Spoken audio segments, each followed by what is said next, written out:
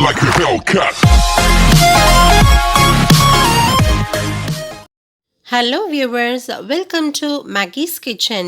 இன்னைக்கு Magggy's Kitchenல சேமியா குல்ஃபி எப்படி செய்யறதுன்னு பார்க்கலாமா?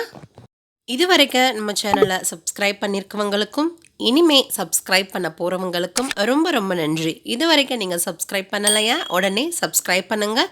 பெல் ஐகானையும் சேர்த்து கிளிக் பண்ணுங்க. சேமியா குல்ஃபி செய்யலாம் வாங்க.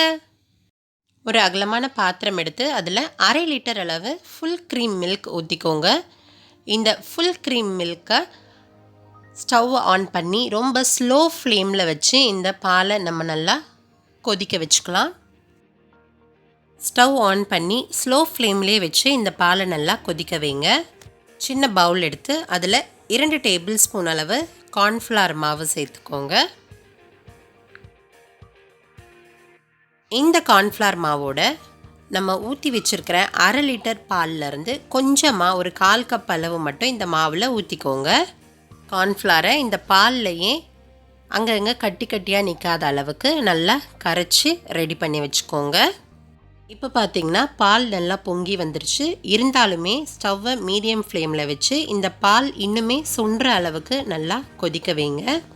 அப்பப்போ கரண்டி வச்சு கலக்கி விட்டுட்டே இருங்க. இந்த பால் இன்னுமே நல்லா சுண்டி வரணும். ஓரளவு இந்த பால் நல்லா சுண்டி வந்ததுக்கப்புறம் 2 டேபிள் ஸ்பூன் அளவு பால் பவுடர் சேர்த்துக்கோங்க.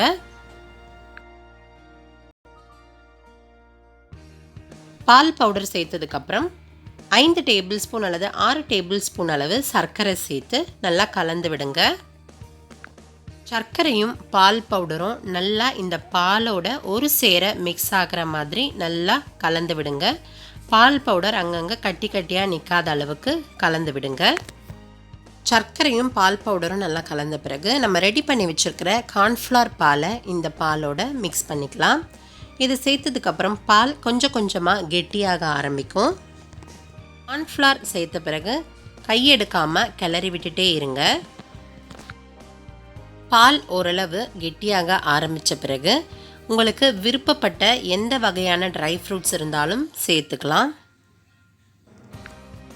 ட்ரை ஃப்ரூட் சேர்த்த பிறகு மறுபடியும் நல்லா கலந்து விடுங்க. கொஞ்ச நேரத்திலேயே பால் இது போல் ஒரு திக் கன்சிஸ்டன்சிக்கு வந்ததுக்கப்புறம் ஸ்டவ்வை ஆஃப் பண்ணிவிடுங்க. ஆஃப் பண்ணிவிட்டு இந்த பாலை நல்லா ஆற விட்டுடுங்க. பால் ஆறிட்டுருக்கிற இதே சமயத்தில் வேறொரு பாத்திரத்தில் 1 கப் அளவு தண்ணி வச்சுக்கோங்க. அதில் 1/2 டேபிள் ஸ்பூன் அளவு ஏதாவது குக்கிங் ஆயில் சேர்த்துக்கோங்க. இந்த தண்ணியில் 1/4 கப் அளவு சேமியாவை போட்டு வேக வச்சுக்கலாம். சேமியாவை ரொம்ப பொடியாக நொறுக்கி போட்டுடாதீங்க. ஓரளவு மீடியம் சைஸில் இருக்கிற மாதிரி போட்டுக்கோங்க.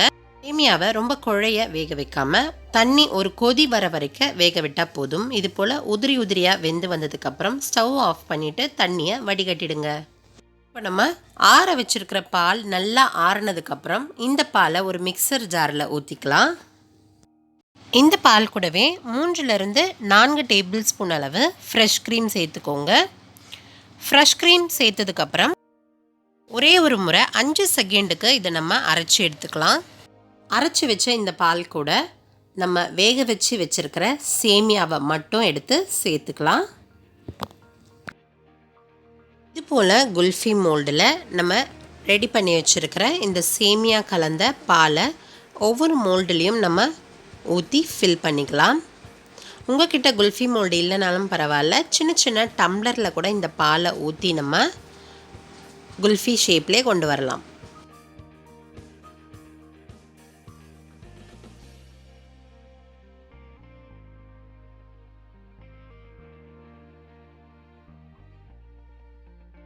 இப்போது இந்த குல்ஃபி ஊற்றி வச்சுருக்கிற இந்த மோல்டுக்கு மேலே இது போல் ஒரு அலுமினியம் ஃபாயில் வச்சு நல்லா டைட்டாக மூடிக்கோங்க.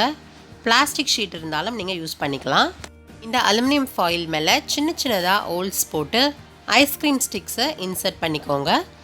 ஐஸ்கிரீம் ஸ்டிக்ஸ் இன்சர்ட் பண்ண உடனேயே நம்ம எடுத்து இதை ஃப்ரீசரில் ஒரு 10லிருந்து 12 மணி நேரம் போல் வச்சு நல்லா இதை ஃப்ரீஸ் பண்ணி 12 மணி நேரம் கழித்து நம்ம ஓப்பன் பண்ணி பார்த்தா ஐஸ் ரெடி ஆகிடுச்சு.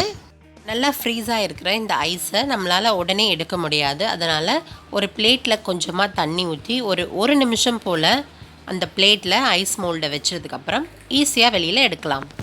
இது இது போல் ஈஸியாக வெளியில் எடுத்துடலாம்.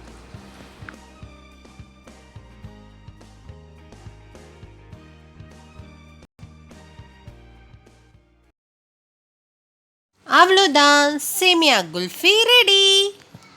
சின்ன வயசில் சேமியா ஐஸ் சாப்பிட்ருப்போம். சேமியா குல்ஃபி ட்ரை பண்ணியிருக்கீங்களா? கண்டிப்பாக இதை நீங்கள் ஒரு முறை உங்கள் வீட்டில் ட்ரை பண்ணி பார்த்து என்ஜாய் பண்ணுங்கள். உங்களுக்கு ரொம்ப ரொம்ப பிடிக்கும். இந்த வீடியோ பிடிச்சிருந்தா ஒரு லைக் போடுங்க. நம்ம சேனலில் வர அடுத்தடுத்த வீடியோஸை மறக்காமல் பார்க்குறதுக்கு மேகிஸ் கிச்சனை உடனே சப்ஸ்கிரைப் பண்ணிடுங்க. இந்த வீடியோ பார்த்து உங்களுக்கு நன்றி.